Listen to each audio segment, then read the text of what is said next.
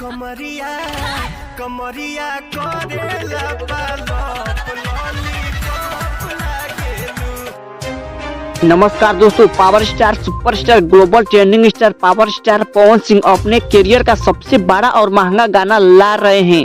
जी हां दोस्तों, power star Pawan Singh Bhojpuri industry ही नहीं बल्कि बॉलीवुड इंडस्ट्री में भी कितनी बार लकीर खींच दिए हैं और ग्लोबल ट्रेंडिंग स्टार कहे जाने वाले पावर स्टार पवन सिंह आज दुनिया का सबसे महंगा सिंगर बन चुके हैं। उनका गाना लॉलीपॉप लागेलू, यह गाना तो दुनिया का सेकंड नंबर पर गाना आता है और उनका पुदीना सॉन्ग और हरी हरी ओढ़नी गाना दुनिया में एक अनोखा रिकॉर्ड बनाया ही है। और अब पावर स्टार पवन सिंह नए साल 2023 में एक ऐसा गाने की शूटिंग कर रहे हैं जिस गाना रिलीज होते ही दुनिया का नंबर 1 गाना बन जाएगा। तो दोस्तों, अगर आप भी पावर स्टार पवन सिंह के इस गाने को दुनिया का नंबर 1 गाना बनाना चाहते हैं तो दबा के लाइक के साथ अपनी राय कमेंट बॉक्स में जरूर दीजिएगा। धन्यवाद।